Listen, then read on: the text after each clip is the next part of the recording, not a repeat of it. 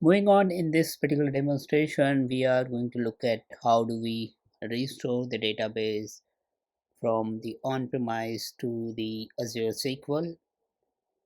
So for that, I have logged into my Windows machines where I have the SSMS or the SQL Server Management Studios already installed, and now I'm providing the name of my SQL Server and then login name, administrator login name and password. So if your SQL Server is configured with Azure AD, then you have the option to integrated Active Directory or Active Directory username and password to provide.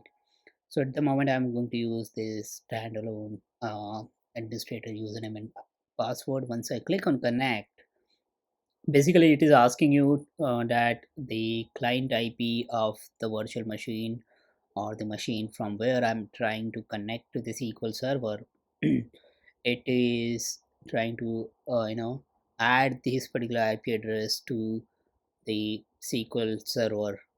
So so before I add this IP address or click the add button or allow this particular IP address to my SQL Server database, I just want to describe something about the SQL Server firewall strategy.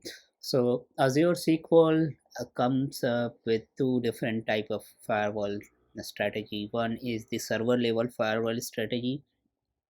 So at the server side, you can specify the firewall protection, and then you can protect your data that in a way that your SQL connections or connection to your database within that server is going to be allowed only from the specific range of IP addresses or specific range of basically the virtual network IP address, or you can add uh, the Azure virtual network that if you want to, let's say you have the web subnet, web virtual network created for your application, and you have the subnet for web application or the APIs.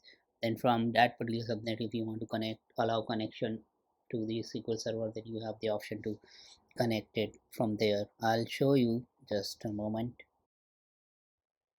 So here in the portal, if I go to the security section and then firewall and virtual network, here in this case you can specify settings related to your firewall, and where you can say, okay, I want to allow connection only for these listed name of or this listed range of IP address. For example, let's say web app, and then specify the IP address range from this to that. And then next you can also do, as I mentioned, that you can specify the virtual network to allow connection from a specific list of virtual networks from those to this particular SQL server.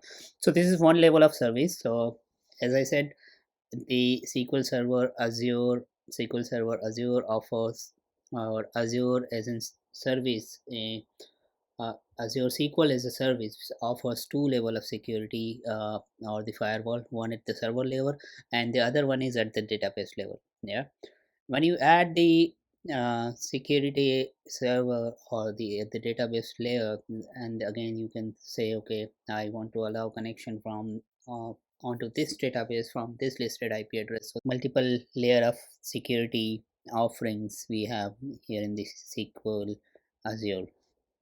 Let's move on to the move back to the demonstration. If I'm going to say you're not signed into Azure, I'll sign into Azure quickly.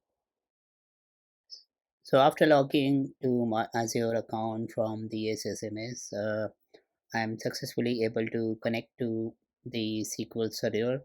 And now if I go back to the SQL Server from here, I should have the settings available. Let's see. As you can see, that particular IP address has been added here so that it allows connection to the SQL Server. I'm back on the virtual machine, Windows virtual machine, where I have the SQL Server installed, and there I have restored the Adventures Workspace 2019 database. So if you want, you can download it, the database from here, from the Microsoft Docs website. I've restored this particular database. It has got all the tables and everything what we need.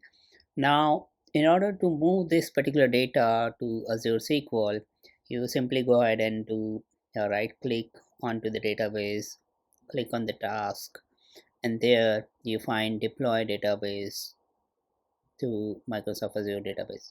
So if I go and click here and choose the connection, I need to choose the connection as an Azure and then provide the Azure connection name here. For example, Azure Exxon dot dash equal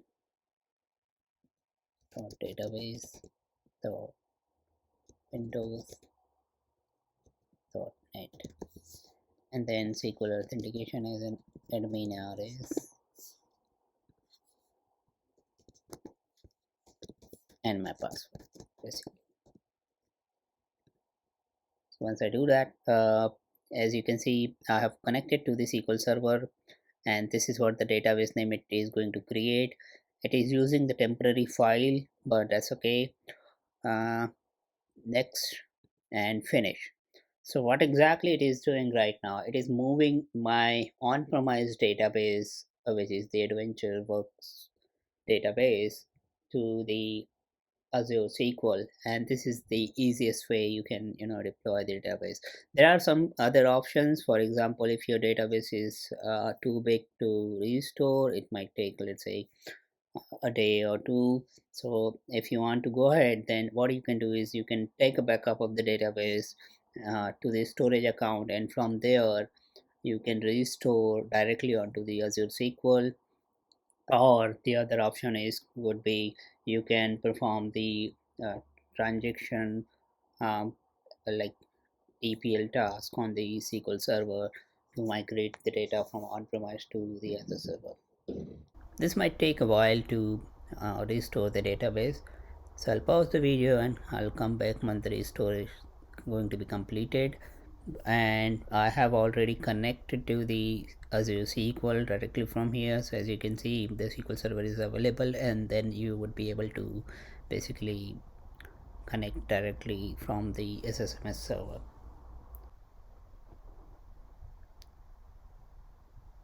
It took a while to restore the database, and now as you can see, I'm connected to the SQL Server Azure on Azure, and then once I run the query, I'm getting the record from the Adventures Workspace person table, and that proves that the database is successfully uploaded.